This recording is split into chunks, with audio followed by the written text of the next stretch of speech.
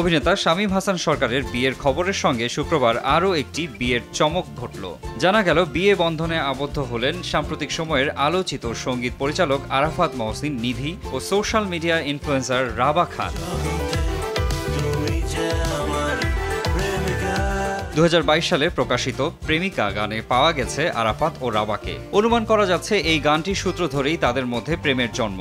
নিজের YouTube channel the ঝাঁকানাকা প্রজেক্টে সমাজের নানা বিষয়ে ব্যঙ্গাত্মক ভিডিও বানিয়ে তরুণদের মধ্যে পরিচিতি পেয়েছেন রাবা খান। 2020 সালে ফোর্বস ম্যাগাজিনের অনূর্ধ্ব 30 ক্যাটাগরিতে এশিয়া প্যাসিফিক অঞ্চল থেকে নির্ধারিত 30 তরুণ উদ্যোক্তার তালিকায়ও স্থান পেয়েছিলেন তিনি। জানা গেছে একটি গানের সূত্র ধরে সম্পর্কটি 3 বছরে চুপি চুপি প্রেমের হলেও সেটি শুক্রবার বিকালে জমকালো বিয়ের আনুষ্ঠানিকতায় গড়িয়েছে বেশ ঘটা করে।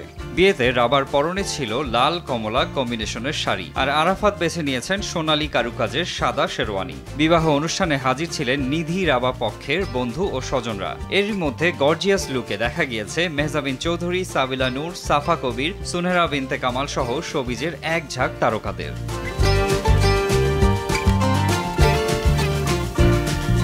মারজান ইভান, RTV।